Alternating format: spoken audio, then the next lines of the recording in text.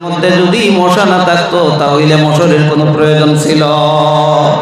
এবার এই দুনিয়ার মধ্যে হাজার হাজার মশারি কোম্পানির মধ্যে লক্ষ লক্ষ শ্রমিক শ্রম দিয়ে মশারি তৈরি করে এবং মশারিগুলো বিভিন্ন দোকানের মধ্যে বিক্রি করে। অনেক শ্রমিকরা ফেরি দিয়ে মশারি বাড়ি বাড়ির মধ্যে বিক্রি করে। বলেন তো এর মাধ্যমে মানুষ উপকার পাইতেছে কিনা? মশারি কোম্পানির মধ্যে যারা মশারি তৈরি করে, মশারির মধ্যে যারা শ্রম দেয়, তারা শ্রমিকরা শ্রম পাইতেছে কিনা? আমার হাজার হাজার কোয়েল কোম্পানি, হাজার হাজার মশার মেডিসিন কোম্পানি রয়েছে। এই মেডিসিন কোম্পানির মধ্যে দুনিয়ার অনেক মানুষ শ্রম দেয়, তারা এর মধ্য থেকে উপকার পাইতেছে। এতএব আল্লাহ রাব্বুল আলামিন যদি দুনিয়ার জগতে মশাটা সৃষ্টি না করতেন তাহলে দুনিয়ার মানুষ মশারি বিক্রি করতে পারত না, মশার কয়েল তৈরি করতে পারত না, মশার মেডিসিন বিক্রি করতে পারত না। কথা বলেন ঠিক কিনা? তাও সে সময় মুসলমান বান্দারা অনেক সময় মানুষ মারাত্মক রোগে আক্রান্ত হয়ে পড়ে, আর আল্লাহর দরবারে মানুষ সাহায্য চায়। আল্লাহর দরবারে যখন মানুষ সাহায্য চায়, শেফার জন্য যখন মানুষ দুটোর হাত আল্লাহর দরবারে তুলে দোয়া চায়, আল্লাহ রাব্বুল আলামিনের যদি মনসা হয়, আল্লাহর সেই বান্দার দোয়া যদি আল্লাহ রাব্বুল আলামিন কবুল করে নেন, আর ওই দোয়া ওই বান্দাকে যদি আল্লাহ রাব্বুল আলামিন শেফা দান করেন, আল্লাহ রাব্বুল আলামিন একটা মশা তার কাছে পাঠাইয়া মশার মাধ্যমে পুরো ব্লাড নিয়ে ওই রোগীটার রোগটা মাইনাস করে নেন। বলেন সুবহানাল্লাহ। সেটা দুনিয়ার চিকিৎসা বিজ্ঞানীরা তত্ত্ব। আমার ভাই, আল্লাহ রাব্বুল আলামিন ডাইরেক্ট হোক বা ইনডাইরেক্ট হোক, এই দুনিয়ার মধ্যে যত মখলুক রয়েছে সমস্ত মখলুকগুলো মানুষের উপকারের জন্য। আর আল্লাহ রাব্বুল আলামিন এই দুনিয়ার মধ্যে যত নিয়ামত দিয়েছেন, যত নিয়ামত দ্বারা এই দুনিয়াটা ভরপুর করে দিয়েছেন, সমস্ত নিয়ামতগুলো মানুষের জন্য, মানুষের ফায়দার জন্য। বলেন সুবহানাল্লাহ। আল্লাহ রাব্বুল আলামিন বলেন, লা ইন শাকারতুম লা আযীদান্নাকুম ওয়া লা ইন কাফারতুম ইন্না আযাবি লাশাদীদ। আমার যে সকল বান্দারা আমার জমিনের উপর আমার দেওয়া নিয়ামত পাইয়া, আমার দেওয়া নিয়ামত পাইয়া আমার দরবারে শুকরিয়া আদায় করবে, আমার প্রশংসা করবে, আমার গোলামি করবে, আমি আল্লাহ রাব্বুল আলামিন আমার সেই সকল বান্দাদের জন্য আমার নিয়ামতগুলো আরো দ্বিগুণ বাড়িয়ে দেই। বলেন সুবহানাল্লাহ।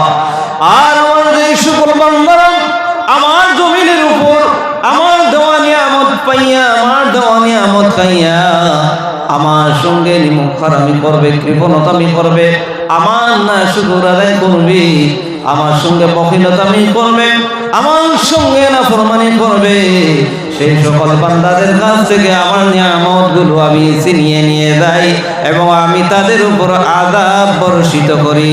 বলি নাউযুবিল্লাহ। আমার মুসলমান বান্দারা, আল্লাহ রাব্বুল আলামিন কেমন নিয়ামত এই দুনিয়ার জগতের মধ্যে আপনার আমার জন্য দিলেন। ও মুসলমান বান্দারা, আমরা যদি একবার লক্ষ্য করি, একবার যদি আমরা চিন্তা করি, একবার যদি ফিকির করি, দুনিয়ার জমিনে আমরা জন্ম নেওয়া থেকে মৃত্যুর আগ মুহূর্ত পর্যন্ত এই দুনিয়ার জগতে আল্লাহ রাব্বুল আলামিনের দেওয়া নিয়ামত অক্সিজেন, যেই অক্সিজেনটা আমরা কেমন ব্যবহার করতে পারি। আমার ভাইরা, এই দুনিয়ার মধ্যে যদি কোনো মানুষ অসুস্থ হয়, শিলচর মেডিকেলের মধ্যে যদি তাকে রেফার করে দেওয়া হয়, আর সেখানের মধ্যে যদি তাকে অক্সিজেন লাগানোর কথা হয়, 2-3 ঘন্টা অক্সিজেন দেওয়ার পর বলেন তো কত কিলো অক্সিজেনের প্রয়োজন হয়, এবং তার বিল বলেন তো দেওয়া লাগে কি লাগে না? আমার ভাইরা, আমার বন্ধুরা, এই দুনিয়ার মধ্যে আসা থেকে নিয়ে মৃত্যুর আগ মুহূর্ত পর্যন্ত আল্লাহ দেওয়া কত অক্সিজেন আমরা ব্যবহার করলাম। আমার মুসলমান বাপদাদেরা, আমার যুবক ভাইরা, বলুন তো এই অক্সিজেনের বিল আমরা কোন এজেন্সির মধ্যে দিয়ে আসছি? আপনারা দিয়েছেন কোথাও? এই অক্সিজেন আল্লাহ রাব্বুল আলামিন ফ্রিতে আপনার আমার মৃত্যুর আগ মুহূর্ত পর্যন্ত আপনার আমার জন্য অক্সিজেনটা আল্লাহ রাব্বুল আলামিন ফ্রি করে দিয়ে দিলেন। কারণ আমার বান্দা আমার দেওয়া অক্সিজেন পাইয়া, আমার দেওয়া হায়াত নামক দুনিয়ার জগতের মধ্যে পাইয়া আমার বান্দা দুনিয়ার জমিনে বেঁচে আমার গোলামি করবে। বলেন সুবহানাল্লাহ। আমার বান্দারা, আমরা ওই জায়গাটা আলোকিত করার জন্য কতগুলো লাইট আমরা ব্যবহার করেছি। এই লাইটগুলো অবশ্যই আমরা এই লাইটগুলোর বিল আমরা দেওয়া লাগবে, কথা বলেন ঠিক কিনা? কিন্তু মুসলমান বাপদানেরা রাত এবং দিনের পার্থক্য বোঝাবার জন্য আল্লাহ রাব্বুল আলামিন রাত এবং দিন বানালেন। আকাশের মধ্যে যে সূর্যটা আপনাকে আমাকে দিয়েছেন আপনার আমার খেদমতের জন্য। মুসলমান বাপদানেরা, এই সূর্যের বিল আমরা কখনো দেওয়া লাগে না। আল্লাহ রাব্বুল আলামিন ফ্রিতে এই সূর্যটা আপনার আমার জন্য আলোকিত করে এই জগতের মধ্যে আল্লাহ রাব্বুল আলামিন রাত এবং দিন সিস্টেম করে দিয়েছেন। বলেন সুবহানাল্লাহ। শুধুমাত্র আমার বান্দা আমার দরবারে ইবাদত করবে, আমার গোলামি করবে, আমার উপাসনা করবে। এই জন্য মুসলমান বাপদানেরা কত দামি দামি পার্টস দিয়ে আল্লাহ রাব্বুল আলামিন আপনাকে আমাকে দুনিয়ার জগতে মানুষ বানাইলেন। মুসলমান বাপদানেরা, বেশি দূরে যাওয়ার দরকার নয়। আল্লাহ রাব্বুল আলামিন কত বড় বড় নিয়ামত দ্বারা আপনাকে আমাকে দুনিয়ার মধ্যে মানুষ বানাইলেন। আপনার আমার অঙ্গের মধ্যে কত বড় বড় নিয়ামত রয়েছে। আমরা যদি একবার এক একটা নিয়ামতের প্রতি যদি আমরা একটু লক্ষ্য করি, আল্লাহ রাব্বুল আলামিন বলেন, দুনিয়ার মধ্যে বান্দা তোমাকে আমি আল্লাহ রাব্বুল আলামিন যতদিন পর্যন্ত হায়াত দিয়েছি, আমি তোমাকে যে একটা চোখ নামক নিয়ামত দিলাম, ওই চক্ষু নামক নিয়ামতের যদি শুকরিয়া আদায় করতে থাকো, তোমার হায়াত নামক সময় পর্যন্ত শুকরিয়া আদায় করতে থাকলে শুকরিয়া আদায় করা শেষ হবে না। বলেন সুবহানাল্লাহ। আমার বান্দা, এই দুনিয়ার মধ্যে আল্লাহ রাব্বুল আলামিন অনেক মানুষকে অন্ধ বানাইলেন, অনেক মানুষ আল্লাহ রাব্বুল আলামিন বোবা বানাইলেন, অনেক মানুষ আল্লাহ রাব্বুল আলামিন দুনিয়ার জগতে পাগল বানাইলেন, অনেক মানুষ আল্লাহ রাব্বুল আলামিন দুনিয়ার জগতে পঙ্গ বানাইলেন। মুসলমান বাপদানেরা, যেই মানুষটার পাও নাই সেই বুঝতে পারে পাওয়ার কেমন দাম। যেই মানুষটার হাত নাই সেই মানুষ বুঝতে পারে দুনিয়ার জগতে হাতের কেমন দাম। যেই মানুষটার চক্ষু নাই সেই মানুষ বুঝতে পারে চক্ষুর কেমন মূল্য। যেই মানুষটার ব্রেনের মধ্যে সমস্যা, যেই মানুষটা পাগল, বাকি মানুষ বুঝতে পারে তার ব্রেনটা কত দামি।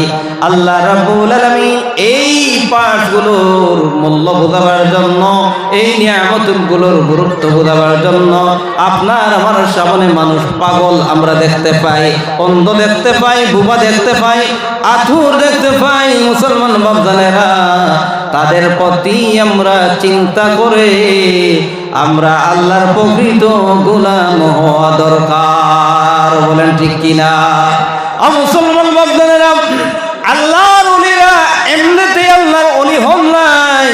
আল্লাহর ওলিদের অন্তরের মধ্যে সঠিকভাবে তাকওয়া ছিল, আল্লাহর সৃষ্টি জগতের প্রতি তাদের চিন্তা এবং ফিকির ছিল, আল্লাহর ওলিদের প্রতি অন্তরের মধ্যে ভয় ছিল, আল্লাহর রাসূলের প্রতি পরিপূর্ণ প্রেম মহব্বত ছিল, আল্লাহর প্রতি আল্লাহর ওলিদের অন্তরের মধ্যে সঠিকভাবে ভালোবাসা ছিল এবং অন্তরের মধ্যে তাকওয়া নিয়ে প্রত্যেকটা আমল করতেন। ও মুসলমান বাপজানেরা, এজন্য তারা আল্লাহর প্রকৃত অলি হয়ে দুনিয়া থেকে বিদায় নিয়ে গেছে। আমার মুসলমান বাপজানেরা, তার জ্বলন্ত প্রমাণ বলক শহর নামক একটা জায়গা ছিল। সেই জায়গার একজন বাদশা ছিলেন, তেনার নাম ছিল ইব্রাহিম বিন আদহাম রহমাতুল্লাহি তাআলা আলাইহি। বাদশা ইব্রাহিম বিন আদহাম রহমাতুল্লাহি তাআলা আলাইহির জবানায় বাদশার অন্তরের মধ্যে চিন্তা এসে গেল, এই জগতের এই জায়গার একজন প্রেসিডেন্ট আমি, এই মুহূর্তে যদি আমার মৃত্যু হয়, আমি অন্ধকার কবরের মধ্যে আমি কি নিয়ে যাব? অন্ধকার কবরের মধ্যে আমি যেতে হবে, এবং আমি দুনিয়া থেকে অন্ধকার কবরের মধ্যে কি নিয়ে যাব? তা তো আমি আজ পর্যন্ত আমার সামান নাই, আমার পুঁজি নাই। আমার আল্লাহ পাককে কিভাবে পাওয়া যায়? এই জল্পনা কল্পনা অন্তরের মধ্যে বাদশা ইব্রাহিম বিন আদহাম রহমাতুল্লাহি তাআলা আলাইহির অন্তরের মধ্যে চিন্তা এসে গেল। বাদশা ইব্রাহিম বিন আদহাম রাতের গভীরে, একদিন রাতের গভীরে গড়ে গিয়ে বাদশা ইব্রাহিম বিন আদহাম বিশ্রাম নিয়ে পড়লেন। চোখের মধ্যে ঘুম আসে নাই, একটু আরাম নেওয়ার জন্য হঠাৎ বাদশা ইব্রাহিম বিন আদহাম রহমাতুল্লাহি তাআলা আলাইহি শুনেন ঘরের ছাদের উপর কে জানে একজন লোক টুন টুন টুন টুন আওয়াজ দিয়ে হাঁটি। ছাদ থেকে যখন এই আওয়াজটা শুনলেন, বাদশা ইব্রাহিম বিন আদহাম রহমাতুল্লাহি তাআলা আলাইহি ঘর থেকে ডাক দিয়ে বললেন, কে গো আমার ঘরের ছাদের উপর এইভাবে টুন টুন টুন টুন আওয়াজ দিয়ে হাঁটো? ছাদ থেকে আওয়াজ দিল, ও বাদশা ইব্রাহিম বিন আদহাম, আমি একজন রাখাল আপনার ঘরের ছাদের উপর আসলাম। যখন এই কথা শুনলেন, বাদশা ইব্রাহিম বিন আদহাম রহমাতুল্লাহি তাআলা আলাইহি ডাক দিয়ে বললেন, আরে বেটা রাখাল, তুমি কেন গভীর রাতে আমার ঘরের ছাদের উপর আসলা? ছাদ থেকে আওয়াজ দিল, ও বাদশা, আমার একটা হারানো ঘোড়া তালাশ করার জন্য আপনার ঘরের ছাদের উপর আসছি। বাদশা আরো রাগান্বিত হয়ে গেলেন যে আশ্চর্য ব্যাপার, মানুষের ঘরের ছাদের উপর হাজারো বার চেষ্টা করলে কি হারানো ঘোড়া পাওয়া সম্ভব হয়? তখন বাদশা ইব্রাহিম বিন আদহাম রহমাতুল্লাহি তাআলা আলাইহি ডাক দিয়ে বললেন, হে বেটা বুখা, মানুষের ঘরের ছাদের উপর হাজারো বার চেষ্টা করলে কি হারানো ঘোড়া পাওয়া সম্ভব হয়? বাদশা ইব্রাহিম বিন আদহাম রহমাতুল্লাহি তাআলা আলাইহি কে ডাক দিয়ে বলল, ও বাদশা ইব্রাহিম বিন আদহাম, আপনি ঠিকই বলেছেন, মানুষের ঘরের উপর হাজারো বার চেষ্টার পর হারানো ঘোড়া পাওয়া সম্ভব হয় না। ও বাদশা ইব্রাহিম বিন আদহাম রহমাতুল্লাহি তাআলা আলাইহি যেমন মানুষের ঘরের ছাদের উপর হাজারো বার চেষ্টার পর হারানো ঘোড়া পাওয়া সম্ভব হয় না, তেমনি ভাবে বাদশা ইব্রাহিম বিন আদহাম এই দুনিয়ার মধ্যে আল্লাহকেও সহজে পাওয়া সম্ভব হয় না, আল্লাহর গোলাম হওয়া সহজে হওয়া যায় না, যতক্ষণ পর্যন্ত আপনার এই চার আঙ্গুল কপাল, আল্লাহর এই চার আঙ্গুল কপাল দ্বারা যতক্ষণ পর্যন্ত আমার আল্লাহকে সাজদা না করবেন, যতক্ষণ পর্যন্ত এই চক্ষু আল্লাহর গোলামির মধ্যে না ব্যবহার করবেন, যতক্ষণ পর্যন্ত আপনার এই হাত আল্লাহর গোলামির মধ্যে ব্যবহার না করবেন, যতক্ষণ পর্যন্ত আল্লাহর দেওয়া জবান এই আল্লাহর দেওয়া জবানটা আল্লাহর গোলামির মধ্যে না কাটাইবেন, যতক্ষণ পর্যন্ত আল্লাহ রাব্বুল আলামিন এই দুনিয়ার জগতে আপনাকে হায়াত নামক যে সময়টা দিয়েছেন, এই সময়টা যতক্ষণ পর্যন্ত আল্লাহর গোলামির মধ্যে না ব্যবহার করবেন, ও বাদশা ইব্রাহিম বিন আদহাম, ততক্ষণ পর্যন্ত আমার আল্লাহকে পাওয়া সম্ভব হবে না। বলেন আল্লাহু আকবার। আমার মুসলমান বান্দারা, গভীর রাতে বাদশা ইব্রাহিম বিন আদহাম রহমাতুল্লাহি তাআলা আলাইহি এই নসিহতটা শুনে আশ্চর্য হয়ে গেলেন। বাদশা ইব্রাহিম বিন আদহাম রহমাতুল্লাহি তাআলা আলাইহি চিন্তায় পড়ে গেলেন। ঘরের দরজা খুলে ছাদের উপর তালাশ করে কিছুই দেখেন না। বাদশা ইব্রাহিম বিন আদহাম রাহমাতুল্লাহি তাআলা আলাইহি এই ছোট্ট নসিহতটা শুনে বাদশার অন্তরের মধ্যে চিন্তা এসে গেল। পরের দিন আবার বাদশা ইব্রাহিম বিন আদহাম ওনার নিজ দায়িত্ব পালন করে রাতের গভীরে যখন বিছনায় একটু আরাম নেওয়ার জন্য শুয়ে পড়লেন, আবার শুনেন বাদশা ইব্রাহিম বিন আদহামের ঘরের ছাদের উপর কে জানি একজন লোক টুন টুন টুন টুন আওয়াজ দিয়ে হাঁটে। বাদশা ইব্রাহিম বিন আদহাম ঘর থেকে ডাক দিয়ে বললেন, কে আমার ঘরের ছাদের উপর এইভাবে টুন টুন টুন টুন আওয়াজ দিয়ে হাঁটো? সাদ থেকে আওয়াজ দিল, ওগো বাদশা ইব্রাহিম বিন আদহাম, আমি একজন মুসাফির আপনার ঘরের ছাদের উপর আসছি। বাদশা ইব্রাহিম বিন আদহাম রাগান্বিত হয়ে ডাক দিয়ে বললেন, রে বেটা মুসাফির, এত বড় সাহস, এত বড় ক্ষমতা তোমাকে কে দিল? তুমি একজন মুসাফির লোক আমার ঘরের ছাদের উপর আসলা। ছাদ থেকে আওয়াজ দিল, ওগো বাদশা ইব্রাহিম বিন আদহাম, আমি যেমন মুসাফির আপনিও তো তেমন একজন মুসাফির। বাদশা ইব্রাহিম বিন আদহাম তো যুক্তিটা মানেন না, বললেন, আমি এই বাড়ির মালিক, আমি আবার কিভাবে মুসাফির হই? তুমি অনেক দূর থেকে এসেছো, হয়তো তুমি মুসাফির হইতে পারো। বাদশাকে বলে, আপনিও তো মুসাফির। ডাক দিয়ে বললাম, ওগো বাদশা ইব্রাহিম বিন আদহাম, আমি যুক্তি দিই, আপনাকে আমি বুঝিয়ে দেব, আপনিও জেনে এই বাড়ির মধ্যে একজন মুসাফির। বাদশা ইব্রাহিম বিন আদহাম ডাক দিয়ে বললেন, বলো তো তোমার যুক্তিটা কেমন? বাদশাকে ডাক দিয়ে বলল, ওগো বাদশা, এবার আপনি বলুন, আপনার পূর্বে বাড়ির মালিক কে ছিলেন? বাদশা ইব্রাহিম বিন আদহাম ডাক দিয়ে বললেন, আমার পূর্বে বাড়ির মালিক ছিলেন আমার বাবা। আবার বাদশাকে ডাক দিয়ে বলল, বাদশা বলো তো আপনার বাবার পূর্বে বাড়ির মালিক কে ছিলেন? বাদশা ইব্রাহিম বিন আদহাম রাহমাতুল্লাহি তাআলা আলাইহি জবাব দিলেন, আমার বাবার পূর্বে বাড়ির মালিক ছিলেন আমার দাদা। এবার ডাক দিয়ে বলল, ও বাদশা ইব্রাহিম বিন আদহাম, এবার বলুন আপনার পরে বাড়ির মালিক কে হবে? বাদশা ইব্রাহিম বিন আদহাম জবাব দিলেন, আমার পরে বাড়ির মালিক হবে আমার ছেলে সন্তান। বাদশা গো, তারপরে কে হবে? বাদশা জবাব দিলেন, আমার নাতিপন্থী যারা তারা। এবার ডাক দিয়ে বলল, ওগো বাদশা ইব্রাহিম বিন আদহাম, যেই বাড়ির মধ্যে আপনার দাদা চিরজীবন থাকতে পারলেন না, সেই বাড়ির মধ্যে আপনার দাদার হাতের নারকেল গাছটা আজ পর্যন্ত বিদ্যমান, কিন্তু আপনার দাদা বাড়ির মধ্যে নয়, আপনার দাদা এই বাড়ি ছেড়ে অন্ধকার কবরের মধ্যে। ওগো বাদশা ইব্রাহিম বিন আদহাম, আপনার বাবার হাতের লাগানো আম গাছের আম আপনি ভোগ করতেছেন। ও বাদশা ইব্রাহিম বিন আদহাম, কিন্তু আপনার বাবা সেই বাড়ির মধ্যে নয়। বাদশা গো, আপনার বাবা এই বাড়ি ছেড়ে অন্ধকার কবরের মধ্যে। ওগো বাদশা ইব্রাহিম বিন আদহাম, একদিন আপনি এই বিল্ডিং ছেড়ে, একদিন আপনি সব কিছু ছেড়ে, সব কিছু ত্যাগ করে, আপনার শরীরের রাজ পোশাক আপনি কোলে, এই দামি চেয়ার ছেড়ে আপনি একদিন অন্ধকার কবরে যাওয়া লাগবে। ওগো বাদশা ইব্রাহিম বিন আদহাম, আপনি তো সেই বাড়ির মধ্যে থাকতে পারবেন না। ওগো বাদশা ইব্রাহিম বিন আদহাম, তেমনি ভাবে আপনার হাতে তৈরি বাড়ির মধ্যে যে সামানগুলা থাকবে, সেগুলো আপনার ছেলে সন্তান ভোগ করবে, আপনার ছেলে সন্তান রেখে যাইবে, আপনার নাতিপন্থী ভোগ করবে। ওগো বাদশা ইব্রাহিম বিন আদহাম, এবার বলুন তো, এই বাড়ির মধ্যে আপনি একজন মুসাফির নাতে কি হন? ওই দুইটি নসিহত বাদশা ইব্রাহিম বিন আদহাম রাহমাতুল্লাহি তাআলা আলাইহির ইতিহাস বলে পাওয়া যায়। বাদশা ইব্রাহিম বিন আদহাম এই ছোট্ট দুটি নসিহত শুনে বাদশা সব ত্যাগ করে জঙ্গলের মধ্যে গিয়ে শেষ পর্যন্ত বাদশা ইব্রাহিম বিন আদহাম জামানার মুজাদ্দিদ একজন ওলি হয়ে আল্লাহ তৈরি জান্নাতের মেহমান হয়ে দুনিয়া থেকে বিদায় নিয়ে গেছেন। বলেন সুবহানাল্লাহ।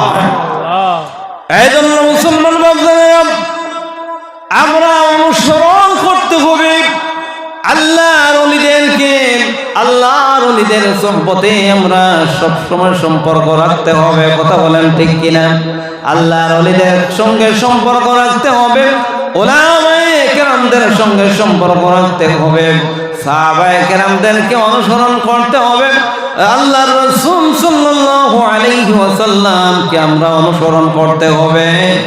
আর আল্লাহ রাব্বুল আলামিনের হুকুম মেনে দুনিয়ার হায়াত নামক সময়টা আমরা কেটে যাইতে হবে। বলেন ঠিক কিনা? আমার ভাই, আমরা অতি সংক্ষেপের মধ্যে শুনে নিলাম আল্লাহ রাব্বুল আলামিন দুনিয়ার মধ্যে আপনাকে আমাকে পাঠাইলেন আল্লাহর গোলামির জন্য।